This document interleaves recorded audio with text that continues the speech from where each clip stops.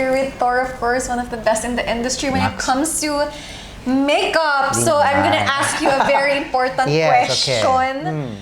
Okay, so ako as an artista, minsan mabilisan lang. Yes. I wanna know, ano yung must-haves ko na tatlong makeup na mabubuhay na ako? Okay, so this is what I could show you what you can have, like, 3 products that you can work with, especially kung mabilisan, okay? So first things first is, this is a palette from Hourglass. So unfortunately, this is limited edition. But as you guys can see here, you already have 3 different finishes of formulas. So these 2 here are finishing powders. Thus these 2 are highlighters. Thus these 2 are bronzers. So if you already have, like, foundation on, concealer, then you just want to enhance your your look, you can use all of these 3 na. So if you want to add the glow, use the finishing. Isang product yan, pero all in one. Tatlo na siya. At saka hindi pa yon. Pwede mo pang gamitin sa eyeshadow to.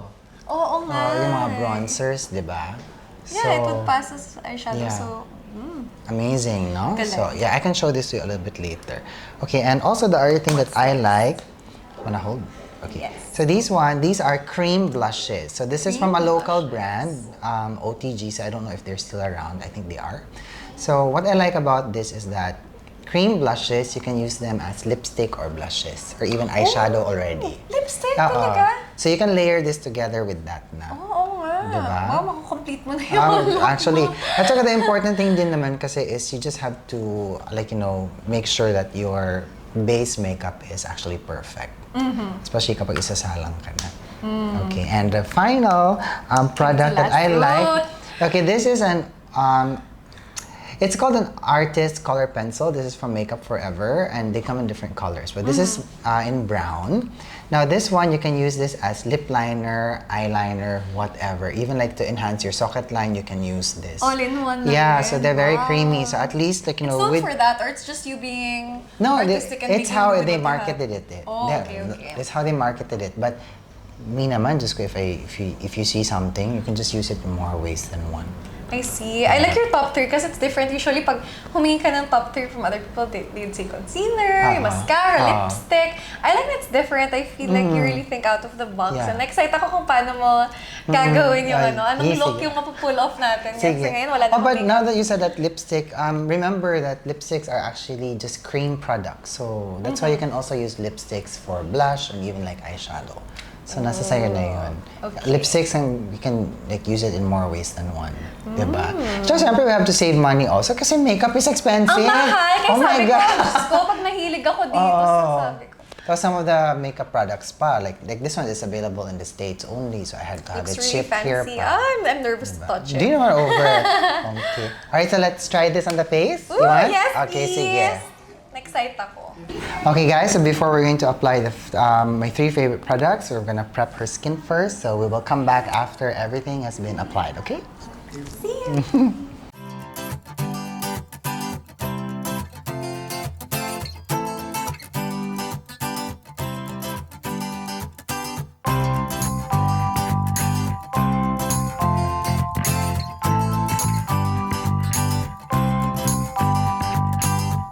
Okay, so we have your foundation down and then some concealer. So let's further enhance the makeup with my 3 products that I featured earlier. So the first thing that I'm going to show you guys is the blush stick, or the cream blush. So I'm just going to add a little bit of this here at the back of my hand. That's a nice shade. I know you like pink, that's why I chose pink. Thank you. Okay, and then I'm going to get a synthetic fluffy brush. Okay, so I have a fluffy brush again. I love fluffy brushes. This is a Yachio brush, by the way. So this is the brush used by geishas in Japan to apply blush into their face here. So I'm gonna add some color into the cheeks now. So I like this because it's very nice and airy. And then instantly, it already adds color into the face. Iba yung color ng pink on your skin, and like what the makeup we did earlier with the something different. Also the very peachy nice. orangey color. First product pa lang yan, but you can already see. Sorry. Ayan. Then, Pwede na to.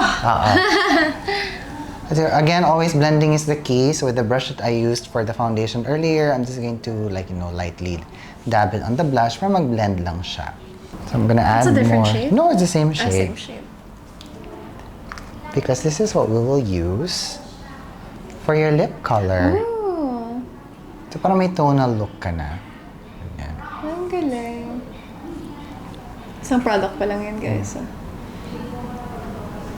Again, so I'm just gonna buff out the blush, the upper lip area, kasi she likes her lips full. So, ang maganda kasi sa cream blush, you can buff out the edges and then it creates a very nice soft stain on the lips. And then if you have lip balm or lip gloss, pwede mo patungan ng lip gloss on top later para it just enhances the color. It looks like lipstick lang Ang din. ganda na ba? I didn't know you can use blush for the lips. Tapos of course, you can also use this for the eye, pero we'll use something different for the eyes. Pag may zombie apocalypse, kukunin ko agad to. Okay, so now let's go to the palette. Number 2. Yes, so what I'm gonna do now is I'm first going to apply this shade in your under eye area. Look up. Sorry, let me just buff out the concealer. So ideally, you should use loose powder first to set the foundation. But the foundation that I used on you is self-setting, so you don't really need to use that much powder. So this finishing powder will just kind of finish your face as it says. It's gonna add more glow, also more life into the skin. So I'm just buffing it all over. There's so much you can do with it. Yes. And this is just one color first. It depends then on your creativity, kung ano yung naisip mo. At saka minsan kung wala kang datong, eto na yun. Ito na yun. Lalo pag wala kang choice, shucks, naiwan ko yung iba sa bahay. Yes. Work with what you have, diba? That's hindi so pwede umuwi ka true. na lang, mag-iiyak ka. Kailangan make do of what you have. Yeah. At saka also one other thing, it's very handy because it's a palette, so you can keep it in your bag. It's also very light. Not too big, sakto lang. Yeah, not correct. heavy. Yeah. Very, very handy. Okay. Next, what we're going to do is we're going to use the bronzer. So there are 2 shades of bronzers here. So one is more golden and one is more neutral. So if I want to contour the face, contour and bronze at the same time, I'm gonna go with the neutral shade. Okay, so I'm gonna tap it a little bit, remove the excess at the back of my hand, and then I'm gonna make it patong on the blush. So that's going to warm up the blush a little bit. It's also gonna give dimension na rin to your face. So here in the forehead, for a sun-kissed effect. We're already forming a look with just 2 products. Tsaka fresh lang yun every day. Pag nagmamadali ka, tapos nakagrab ka, pwede ka lang... Grab talaga. Or kung may driver ka, syempre pag nag-drive ka, hindi pwede. Katama. Uhulihin ka ng MMDA. Huliin ka ng MMDA. Correct. Okay, Pag stoplight! Sandali lang. Okay. Okay, next, we'll use the golden tone blush naman. So this one will just... golden tone blush? Yeah. Parang layer lang. Parang masabi na gamit it's giving lahat. yung... You know the song Espresso? Parang it's giving that vibe. Espresso. Ayan. It's like, I'm like a cup of... I feel like I'm a cup of coffee. Is that weird? Di naman. And of course, let's do some highlighting. So I'm gonna use this shade first. Kasi this is not too strong. So gentle lang yung kulay niya. Then add it on top of the bronzer and the blush and your brow bone area. Ayan. Dami na natin nagawa. Diba? With just 2 products may isa pa mamaya. Okay, and next what we're going to do, we'll play up with the eyes. So I'm gonna start with this shade first. It's a nice pinky tone. And then I'm just gonna apply this all over the eyelid, parang as a base color. Para may subtle color na siya dyan. And that will also kill any red tones on the eyes, at saka make everything even. At saka it's also gonna make any other powder products that we're going to use on the eyes, it just really make andar na siya, hindi siya magka-clump up together.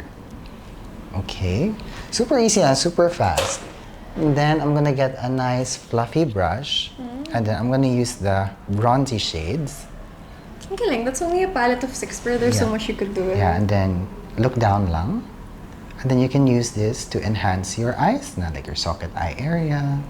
So personally, for you, you pick the same 3 also? Yeah, I featured this in my vlog recently, and this is what I did. Yeah. Thank you for sharing that with us. Diba mga ka-ATM, ang swerte natin na naka-experience tayo. Okay, I'm just adding it here in the outer portions of the lids. Parang may mag-smoky siya ng konti, pero parang sun-kissed goddess siya. Goddess? Sun-kissed goddess. Ako naman espresso yung di ba art talaga siya? That's your ano. Summer kasi dito. Pero Frank ni Sabrina Carpenter, okay lang yan. So ngayon ang mga tao alam na kung paano i-pronounce ang espresso. Hindi pa siya espresso. Espresso. Okay. Alright, and then now what I'm gonna do is I'm going to get another brush. And I'm gonna use this sparkly highlighter now. Okay, hold. Actually, this is what I'm gonna add into the middle of the eyelid para may konting kapow factor na yung eyes mo. Kapow. I have a question. Example, like, di ba you only have 3 things lang talaga, like no brushes. Use your fingers. With your finger, okay. Use your fingers. There we go. At saka your fingers also, you have to be careful because they pick up more product than brushes. So you have to be, really? Yeah, wow. You have to be very careful on how you blend and apply. They pick up more product than, wow, I did not do that. Kasi pag nag-highlighter ako, lagi talagang kamay. If you notice, especially if you know it's very glittery, you'll pick up more product. Really? Yeah. So when you need it to be more, you can use your hands. Yeah. But of course, you wash agad kasi if you pick something else para hindi na pag alcohol ka na lang talaga. Okay, next I have the all-around pencil. So this is brown. So I'm gonna apply it as an eyeliner. I'm just like, really applying it close to the lash line as possible. And when I'm doing this, I'm also buffing it out at the same time para may smoky eye effect ka na ng konti. Tapos kung wala kang brush, you can just get a Q-tip and then you can just smoke out the edges. And then always try to create a lift by blending outwards and upward. I'm really surprised you went with that but I realize now that it's really staple. It's really, you can do a lot with it. Yeah. At saka this is like, you can't do this with a gel eyeliner, by the way, or a pencil, because gel liners or gel pencils, they dry down very, very fast. So you don't have enough play time, quote unquote, as we call it, when you want to add definition. I love how we get so creative that 3 products can sometimes be enough already. Yeah, super. So kung nag-start ka pa lang, some people kasi ayaw nila kasi mahal.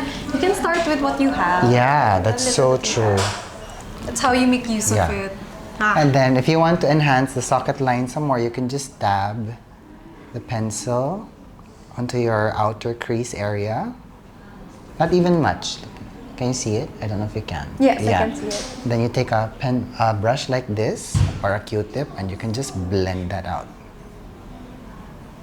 So super dali lang. It's very illusion siya. Parang it's enhancing your socket line a little bit. That's how you call it pala, socket line. Yeah, because this is the socket of your eye. Galing. Again, guys, blending is the key. Uy, may nakikinig. Okay, then you go back to the palette and you just blend out everything now. I think you have to work out a lot then for your arms to be able to. Oh yeah, just like a bit lower. Oh my God, work out your shoulders. Tsaka yung mga makeup artists, our cores are strong because we're always standing up for hours at a time. Grabe din the things you do. Then if you want to make it smokier, look up. You can just go into your waterline. Sorry, alam ko makiliti. Behave na ako ngayon, behave. Ayan, Wow, oo nga. At saka it's only brown, so you don't have to be scared na maging smoky siya. Tapos again, kung wala kang brush, Baka yung eyes. I like what we did. Get your Q-tip. Look up. And when you're doing this, you feel like your eyes are tearing up. Inhale deeply. Parang may sipon ka. Ganun mo. You snort it. Ang ganda. Parang it's giving me, I don't know, parang espresso. You know, yeah, di ba? Sa bibig ko, parang very, I feel like I'm a cup of coffee with a lot of sugar. How do you define the look you just made? Mostly What vibe is it giving? like a bronze goddess kind of a vibe. Ooh, bronze got smoky eyes, Yeah. with little smiles. Look Yeah, up. 3 products lang yan. Look up. Again, blending is the Products key. lang. Blending is the key. Yan. And then, kung With gusto what mo- we had, you were able to make a smoky with my look. finger, I'm gonna pick up the glittery Oh, yan, shade. yan. Let's highlight the brow bone area. The tip of the nose. Yan. Wow. Tapos i-enhance pa yung lips. Wow, may magagawa mo Oo. pala. Akala ko. Kasi this is an all-over kind of a lip pencil. Wow, there's Pero more you can do. Pero syempre, because it's quite light, just make sure that you have to blend everything. Our word for the day is blend. And then after that, you go back to your blush. Parang I like how it's different from the look we did earlier. There, yeah. Something new. Okay, and to finish everything off, so I have more of the blush as a finishing touch. Tapos ipatong na lang natin dito sa ano. My favorite. Pang event that's na-imagine ko na yung Close hair. your eyes. Banat na banat yung hair. Tapos you bring everything into the, brow bone area and then blend. And that's it with 3 products. We're done? Yes. This is the finished product. Grabe, with only 3 products, it's really how you Yeah. make use of what you have. Kaya those who feel discouraged kasi, ito lang yung meron ako, you can always make use of what Yeah. you have. Just learn to be artistic, learn to Yeah. use your imagination. Like, Huwag ka see, matakot, makeup Tor lang right yan. here, oo nga. And ayun, marami tayong natutunan today. Yeah. Thank you. You're Dahil welcome. dyan, I really like nakakaiba yung tatlo na pinili mo. Yeah, so Something we have different. the Yes. cream blushes, and then we have the palette from Hourglass, and then we have The the liner. multi-use pencil. Matios. Okay, yeah. I really like how we were able to blend it with the Yeah. lips. It's really Very easy, very cream. It's very creamy kasi. Okay, let's end this with blending is The key. Yeah. Okay, Yeah. so thank you so much You're welcome. for being generous enough to share your knowledge with us. I My appreciate pleasure, it. my And marami kami pleasure. natutunan and sana marami din sila Yeah. natutunan. Yes, Sa ATM. I'm so happy that we're doing this. Yeah, so great. I heard na may YouTube channel siya and Yes. marami na siyang fans, Hindi marami naman masyado. nagsusupport. Tinignan ko kanina, Ah, marami na nagsusupport yeah. sa kanya. So Oh, parang, thank you, yeah. do you want to take this opportunity to Yes, promote? yes. Papanoorin namin yan. Ako manonood ako mamaya. sige, Kailangan ko yan. Alright, so guys, if you want to have more tips with makeup and also see me do makeup reviews, please visit me on my YouTube channel. Just search for me at Tor Torre. And also, I'm on Instagram and on Facebook. Just also search for me at Tor Torre. Okay, let's be friends. Yay! Yeah, Thank alright. you! You're welcome. Thank you so much. Thank you so much, mga taga-ATM. Thank you, mga kaibigan!